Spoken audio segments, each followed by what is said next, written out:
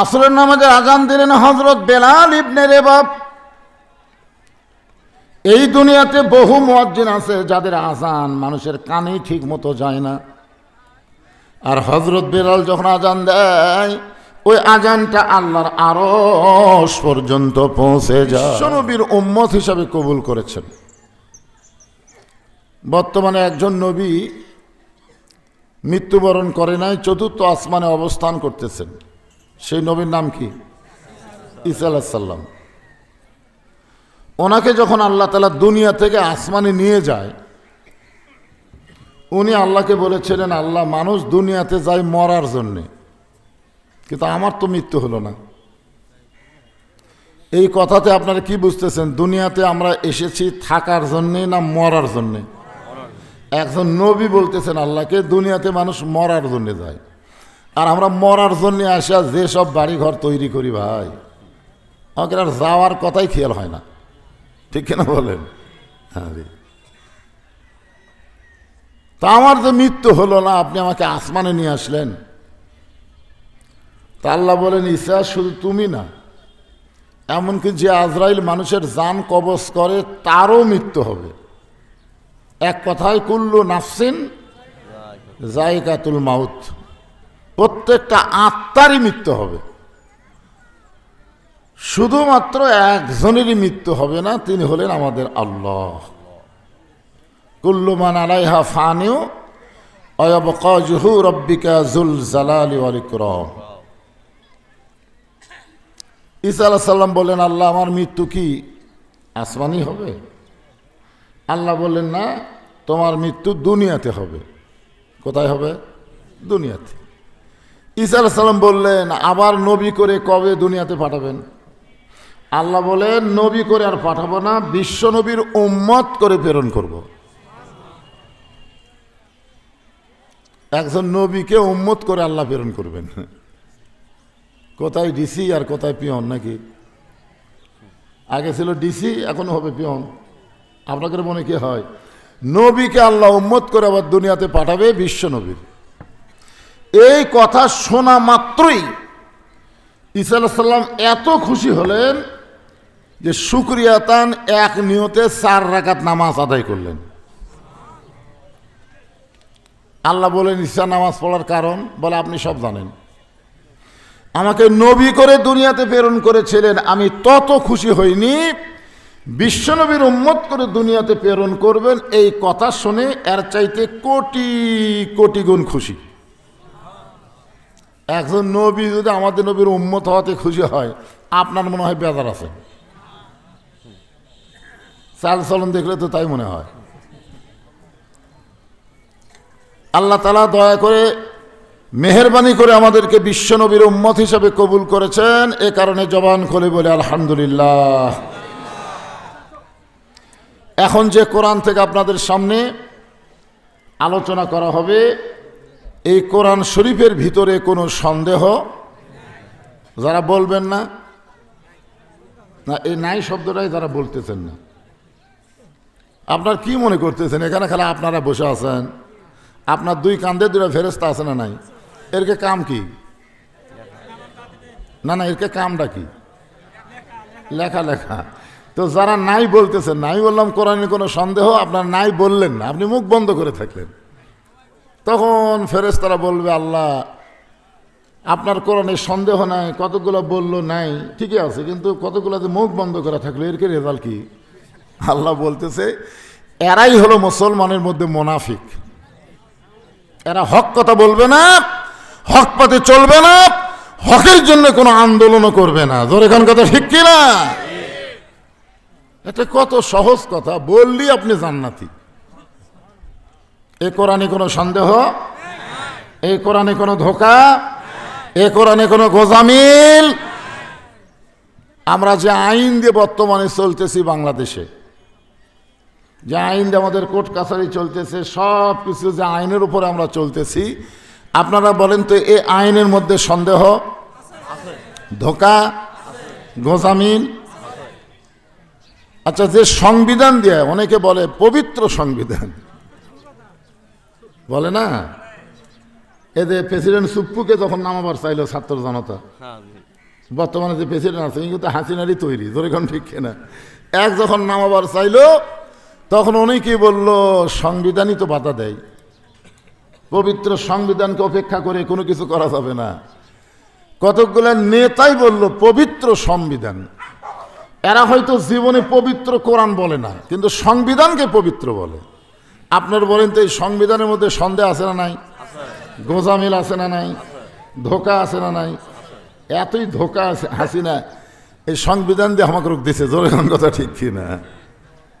আপনারাই কিন্তু স্বীকার করলেন যে আইনের সন্দেশ, ধোকা এবং গোজামিল আছে, সংবিধানের সন্দেহ, ধোকা, গোজামিল আছে, কিন্তু আল্লাহর কোরআনের সন্দেহ, ধোকা, গোজামিল নাই। তো এখন আপনারা কোনটা মানবার চাচ্ছেন? না যার মধ্যে সন্দেহ, ধোকা, গোজামিল নাই সেটা মানবেন, না যেগুলোর মধ্যে সন্দেহ, ধোকা, গোজামিল আছে সেগুলো মানবেন? সবাই বলতেছেন না। মাশাআল্লাহ। সেই মানার জন্য একটা পরিবেশ আমাদের বাংলাদেশে তৈরি করা লাগবে, জোরে কোন কথা ঠিক কিনা? বর্তমানে যে পরিবেশ চলতেছে এই পরিবেশে সম্ভব না। এখনকার পরিবেশ কেমন আমি একটা দৃষ্টান্ত দিই। মনে করেন একজন মুসলমান সন্তান জন্ম দিয়ে হিন্দুর বাড়িতে লালন পালন করতে দিছে। কার বাড়ি? 10 বছর পরে মুসলমান ওই সন্তানকে ফেরত নিছে। আপনারা বলেন তো সন্তানকে আল্লাহ কবে না ভগবান কবে? দেখেন কি পরিবেশ, ছোট্ট একটা বাচ্চা মোবাইল ধরে আছে, দেখছেন? এই যদি এখন থেকে এরকম মোবাইলে ভিডিও করে, বড় হলে কি মাল হবে চিন্তা করেন তো ভাই।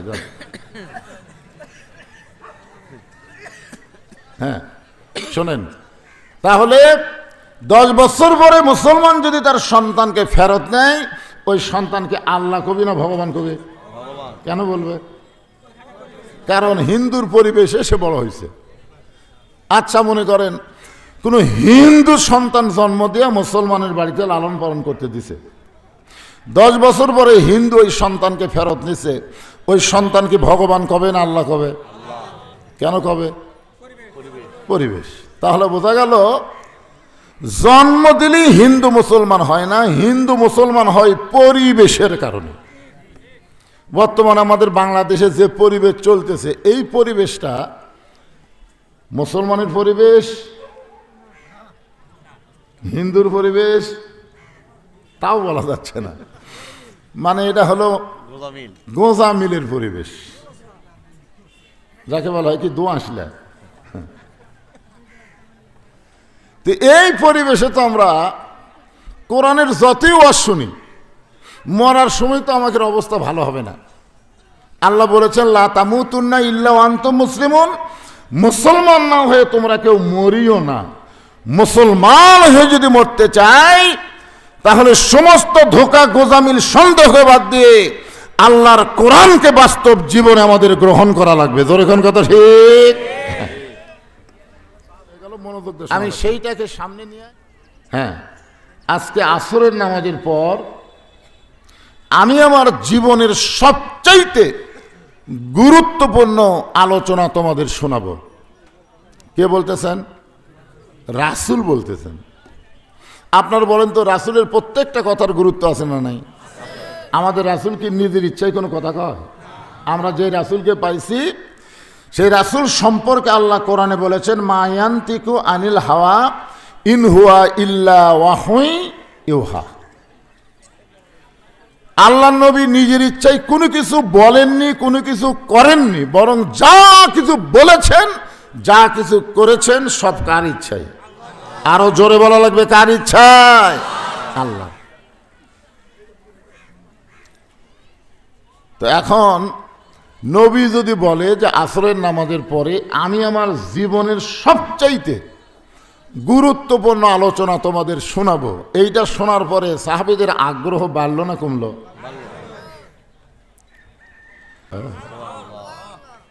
কারণ কি?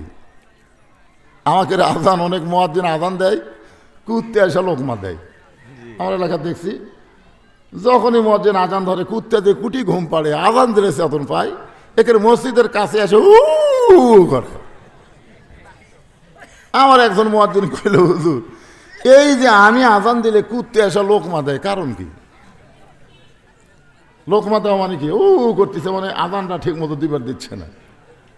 তা আমি কইলাম, মুয়াজ্জিন সাহেব, আল্লাহ কোরআনে বলেছেন, ওমান আহসানু কাওলাম মিম্মান দাআ ইলাল্লাহ ওয়া আমিলা সালিহান ওয়া ক্বালা ইন্নানি মিনাল মুসলিমিন। ফরজে কিফায়া, জানাজা, দুই একজন আল্লাহু আকবার কলি হবি, সহজ বলা লাগবে না নাকি? তাকবীরের ব্যাপারে জবান যারা বন্ধ করে এরা কোন দলের মানুষ আমরা জানি?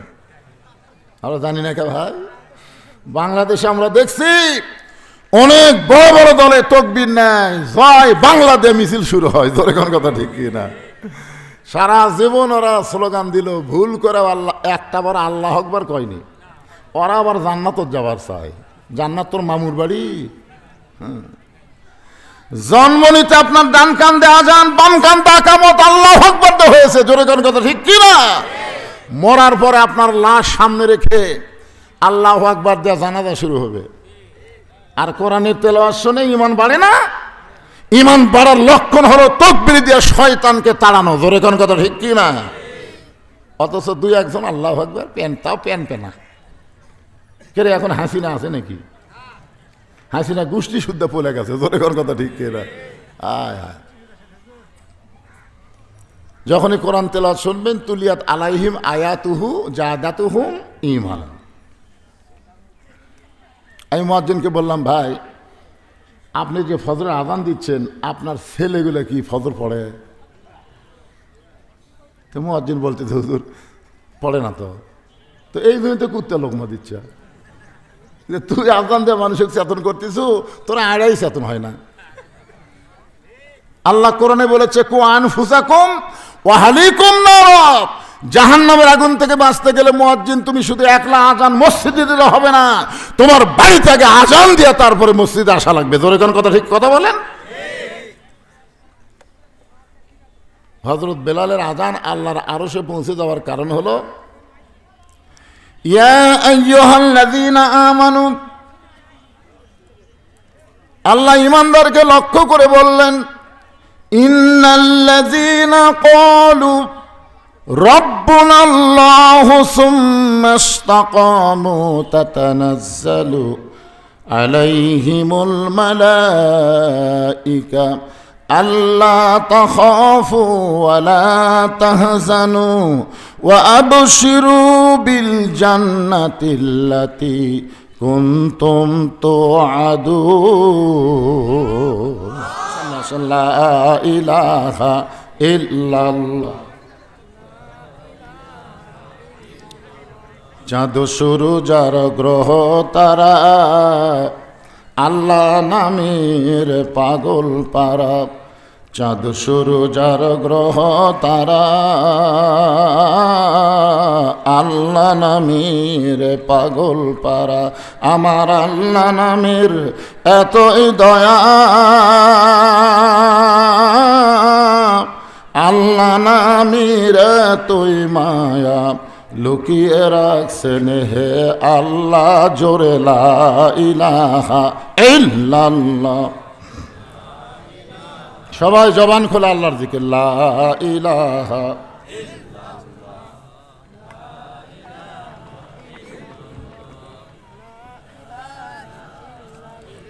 লা ইলাহা ইল্লাল্লাহু মুহাম্মাদুর রাসূলুল্লাহ সাল্লাল্লাহু আলাইহি ওয়াসাল্লাম।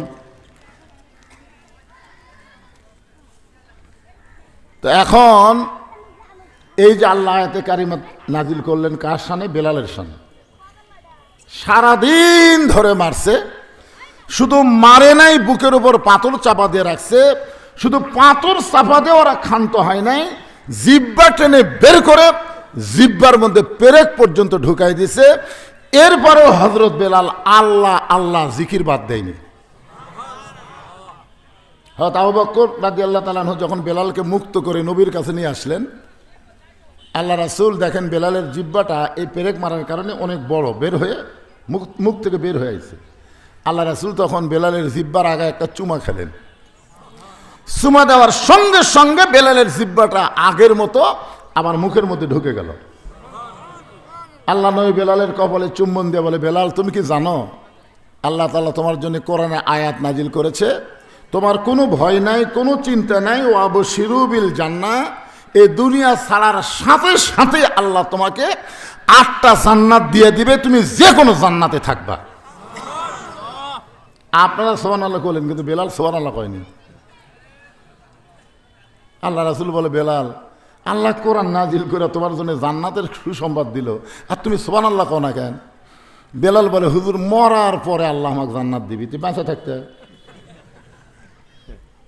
আমরা তো সব খালি মরার পরেই জান্নাত চাই, বাঁচা থাকতে কোনো পুরস্কারের মুসলমানের দরকার আছে না নাই? দরকার আছে না নাই? এই কোরআন শরীফ জীবিত অবস্থায় আমরা বাংলার জমিনে দেখতে চাই।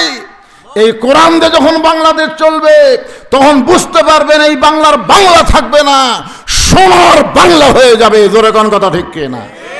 যেরকম আমরা সোনার মদিনা বলি, বাংলাদেশও সোনার বাংলা হবে। এখন তো হবে চোরের বাংলা, ডাকাতের বাংলা, দুর্নীতিবাজের বাংলা। এই বাংলা রাখলে হবে? সোনার বাংলা করতে গেলে কি করা লাগবে? একটু মনোযোগ দিয়ে শুনবেন। আল্লাহ নবী বললেন, বেলাল তাহলে তুমি কি চাও? বেলাল বলতেছে, যেই নাম উচ্চারণ করার কারণে আমার জিহ্বার মধ্যে ওরা পেরেক মারছে, আমি সেই নামটা উচ্চ স্বরে বলতে চাই। গোপনে গোপনে বলছি তাই যে কষ্ট হুজুর, আমার আল্লাহ মহান, আল্লাহু আকবার। আল্লাহ কি? তো আল্লাহর নাম গোপনে গোপনে জ্ঞান প্রকাশ্যে। রাসূল বলেন, সেই পরিবেশ বর্তমানে বাংলাদেশ মক্কাতে নাই। ওই পরিবেশ যেদিন তৈরি হবে সেই দিন তোমাকেই প্রথম জোরে বলার আহ্বান করা হবে। আজান দিয়েছেন হযরত বেলাল আসরের নামাজের। জোরে কোন নামাজ? আজান দেওয়ার সঙ্গে সঙ্গে পঙ্গপালের মতন সাহাবীরা মসজিদের দিকে ছুটে আসতেছে। আজান দেওয়ার আগে কিন্তু ঢোকা হবে না, আজান দেওয়ার পরে ঢোকা লাগবে।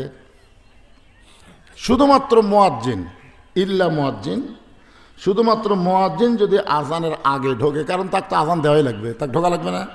কিন্তু মুয়াজ্জিন ছাড়া কেউ যদি মসজিদে আজানের আগে ঢোকে, ওই মসজিদে ঢোকার সওয়াব থেকে বঞ্চিত হবে। কিন্তু নামাজ হবে, নামাজ হবে, কিন্তু মসজিদে ঢোকার যে একটা সওয়াব আছে, এই সওয়াব থেকে আল্লাহ তাকে বঞ্চিত করে দিবে। কারণ আজান দেওয়ার প্রথম 3 মিনিটের মধ্যে যারা মসজিদে ঢুকবে, আল্লাহ তাদের আমল নামায় একটা উট কুরবানির সওয়াব দিবে। সুবহানাল্লাহ করছে না তো? উট বোঝেন, উট বোঝেন। আমরা হজ করবার যাও, ছাগল কুরবানি দিছি রে, উটের ধারে যাওয়ার নেই। একটা ন্যাংরা উট কিনবার সব ল্যাল ভ্যাল করে, তার দাম আছে 4200 রিয়াল। 4200 রিয়াল দাম শুনে কেন না 500 টাকার খাসি দেবো। যত ধনী মানুষ হজ করবো যায় না। আপনারা কোন তো বাংলাদেশ থেকে তারা হজ করবার যায়, এরা ধনী না গরিব? একটা উটের বাজারত যায় না, সব খালি খাসির বাজারত যায়। চিন্তা করছেন? খালি আজান দেওয়ার 3 মিনিটের মধ্যে মসজিদে ঢুকবেন, একটা কবুল উট কুরবানির সওয়াব আল্লাহ দান করে দিবে। তবে আগে ঢোকা চলবে না। কখন ঢোকা চলবে না? আগে না। আগে কে ঢুকবে? মুয়াজ্জিন। ও বসে থাকে, নামাজ হবে কিন্তু সওয়াব পাবি না।